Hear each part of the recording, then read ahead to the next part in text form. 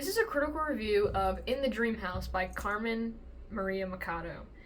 This book is a memoir that really focuses on her experience within a queer abusive relationship. And before I start off with the review, I want to give a quick summary of what it's about.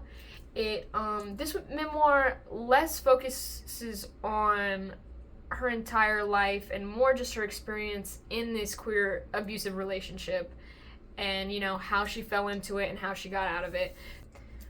Now, before giving my critical review of In the Dream House, I want to take into account the author's intentions with the book, which she writes about in the prologue, and a big, reason for her writing this is this idea of archival silence, which is basically the idea that there are going to be a lot of stories lost to time or just not told, and those are stories that could have rounded out an experience. To really have an archive of the queer experience, this is the idea that you need even the gruesome parts to be on paper. And to me, this really shows that, the intention with this book, while there are some immediate ones, but one big one, it seems to me, is that she just wants to carve a space for people who've experienced this so that it exists. By putting it in paper, it's proof that, queer abuse exists. We're not disconnected and perfect and necessarily out of the realm of all of these wrongdoings that have been labeled to straight people. I think that's really interesting, and I'd also like to highlight some of the questions asked in the prologue, which were: how do we move toward wholeness? How do we do right by the wronged people of the past without physical evidence of their suffering? How do we direct our record keeping toward justice? So these questions for me really set the tone for my critical review. And on my judgment of is this book good or not, it's going to heavily be influenced by these questions. Does this book, to me, direct the record keeping towards justice?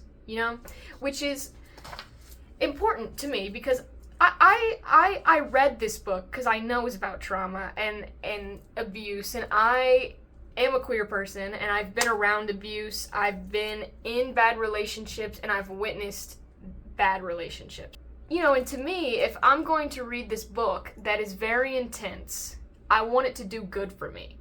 I don't want to read a book full of incredibly traumatic, intense, abusive scenes and then just not get anything out of it. But I really do think Machado accomplishes this in some really creative ways, which brings me to my next point. I want to talk about her language of trauma, or the formatting of this book, which is a big thing because this book has very unique formatting, much with all of the rest of Machado's work, but this one specifically is very well done. So to give you an idea of this sort of unique formatting, well, to start, the chapters are divided by tropes, which you can see behind me. I have a few picked out. Every chapter is written like this: Dream House as, insert any trope. And they range from, there are chapters that are one single sentence to chapters that are a few pages long. They range a lot. It's accurate.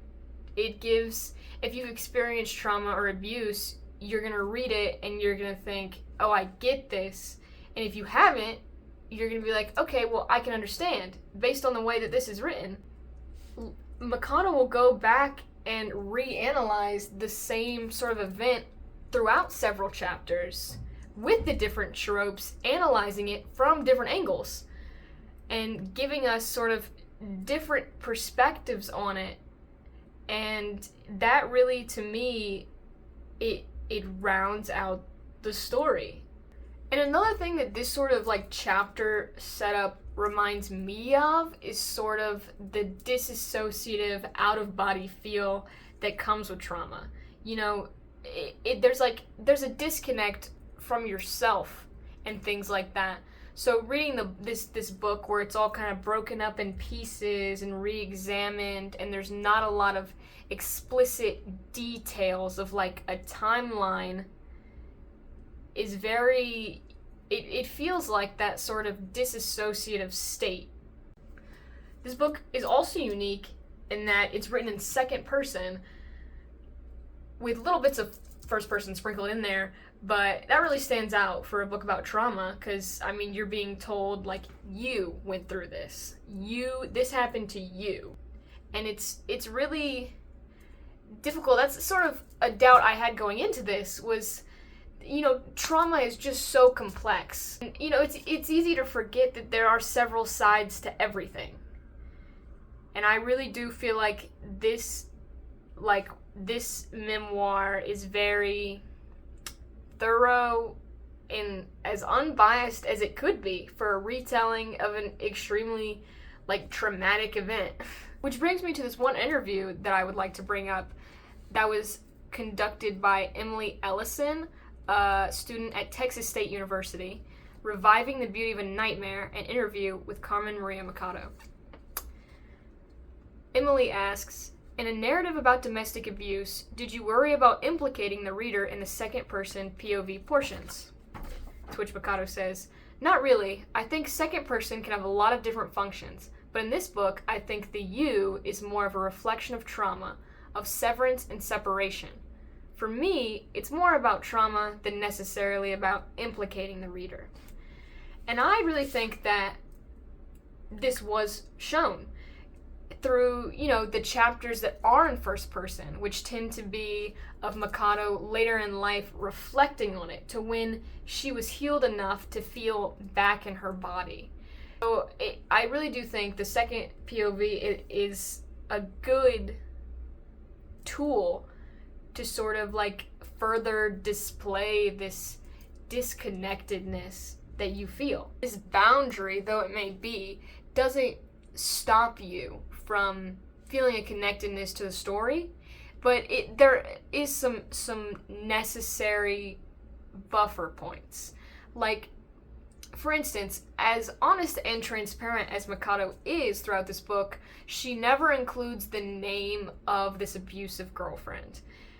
Never once. She's always just, the woman in the dream house. This separation, besides being in part, I'm sure, just Machado not wanting to use the real name of this abuser, it also feels like leaving this open-ended, it really feels like it could be anyone. When you picture an abuser, a domestic abuse, I feel like you tend to picture a man and a woman, and the man is the abuser.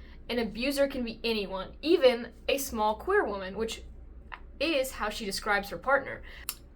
Machado actually writes this character as human. She has human qualities. She has enough human qualities that I found her relatable at some points in the book, and to me, to have the ability to write about your trauma in such an unbiased way that these perpetrators still display their humanity, I think that's really important, especially if your goal is to, create an archive of queer abuse. The one chapter that stood out to me in particular is Dream House as House in Florida. And this is the chapter where they're visiting the girlfriend's family, and we first get a look into her side of things. Here's a quote. It is the first time she is touching you in a way that is not filled with love, and you don't know what to do. This is not normal. And then later in the chapter, I don't want to be like him, she says, but sometimes I worry that I am. It doesn't sound like she's talking to you. When the storm breaks, the thunder is as loud as a gun. This chapter really stood out to me. These are just such human interactions to me. The fact that she's feeling regret, and she's obviously aware of her abuse to some extent. This is actually one of the things that stood out to me most about this book, is because my experience with trauma and abuse is that it is highly stigmatized. people don't know about it, they don't want to talk about it. And it's this genuine retelling of Mikado's, experience that really begins to break down these sort of accepted stereotypes of abuse by displaying both sides clearly and, showing reasons behind this abuser's behavior without necessarily justifying it. Because there's this idea within the queer community that we're sort of above straight people. That sort of idea leads people in and out of the community to sort of have this idea that abuse doesn't really happen to queer people. And, just to show you how wrong that is, I have some statistics on queer domestic abuse. The National Intimate Partner Violence and Sexual Violence Survey that was conducted in 2010, which found that 44% of lesbian women, 61% of bisexual women, 26% of gay men, and 37% of bisexual men experience domestic violence by an intimate partner at some point in their lives. It's easy to sort of disregard the realities of domestic abuse in favor of this idealized version of our queer community. And Mikado is very upfront in her wanting to sort of bring down these preconceived notions of what abuse should look like. One of the ways they do it is actually in their chapter, Dreamhouse as Queer Villainy, which I want to quote because it's a very good chapter. We deserve to have our wrongdoing represented as much as our heroism, because when we refuse wrongdoing as a possibility for a group of people, we refuse their humanity. This idea that to have a representation of a group of people, you need the good and the bad. Mikado doesn't necessarily detail anything about specifics about mental health, but to me as a reader, it reminded me of my relationship with my bipolar disorder. And, much with a lot of other mental disorders, especially personality disorders and stuff like that, there's a stigma. I actually like to quote a source about personality disorders and the stigma surrounding them that is written by professors at Illinois Institute of Technology. Public stigma manifests in a variety of forms, ranging from lack of eye contact to complete ostracization of an individual based on his or her membership in the stigmatized group. And it's these stigmas and cliches that make it so difficult to find help. I think by representing your characters as human and breaking down these cliches and these stigmas, you allow for more people to see themselves in your characters. And if you're writing a memoir about your abuse that in part you hope helps people learn to get help, I think that's really important. Because, by breaking down these stereotypes, people can actually see the warning signs. Before I go on, I want to quote this one literary review that was done by Alyssa Green at University of California, San Diego, where she says, "In the Dreamhouse does not ask us to look away from physical or sexual violence. Rather, it shows us that these acts comprise the extreme end of a continuum of behaviors that have been, if not largely overlooked by those who have not experienced them, normalized or trivialized." By being transparent in her account of abuse, she is breaking down these walls of what you expect. She's creating a good representation of what queer abuse can actually look like. Mikado's unique formatting for this book does not stop at the second POV or the trope chapter titles. It's also a book that sort of has a sense of mixed media. There's a lot of different stuff mixed in there, which for me reminded me of some of Audre Lorde's work, who is a very known queer author. And I'd like to use Audre Lorde's memoir, Zami, A New Spelling of My Name, to sort of give an example of how these queer authors sort of defy this normalized structure of work. And I'm gonna put some physical examples of the way that Lorde sort of positions things on the page how she wants them.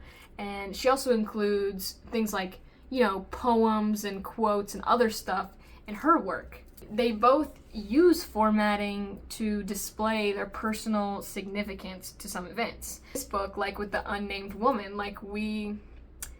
that is a personal significance that is shown through this fact that we don't even get a name. One of the ways that Mikado does this, I actually have the poster behind me, is she spends a few chapters talking about this movie, Gaslight. One of the chapters that she talked about this movie was Dreamhouse as the wrong lesson. When MGM made the Academy Award-winning version of Gaslight in 1944, they didn't just remake it. They bought the rights to the 1940 film, burned the negative, and set out to destroy all existing prints. They didn't succeed, of course. You can still see it. But how strange, how weirdly on the nose. They didn't just want to reimagine the film. They wanted to eliminate the evidence of the first, as though it had never existed at all. By displaying this irony of something that is disconnected from our main storyline, it continues to show the irony of these stigma surrounding abuse. I really think Mikado is able to display an intricate narrative of queer abuse. To further support, my personal answers to Mikado's initial questions going into this, I'd like to quote one last article. This article is Don't Get Used to It, Queer Literature in a Time of Triumph, which is by Justin Torres. He says, every queer story is an attempt to define queer life, and at the same time is an expansion of the definition of queer life. To my mind, queer literature is about the respect of difference, not the seductive respectability of sameness. And it's with this that I ask myself, did this book expand the definition of queer life? And I think absolutely it did, which was Mikado's original intent, but I think that she was absolutely successful with it. I really think that this is an important book and more people should know about it. I really do think that this account pushes towards justice in more than one ways. It creates a broader archive of the queer experience, and it supplies several warning calls to people who might have experienced it but not know, and also just brings to the forefront, this idea that queers are not perfect. We're not perfect, and there are problems, and gay people can be abusive too. I think that this book absolutely accomplishes its goals. And it was a very wonderful read. And with that, I'm done with my critical review.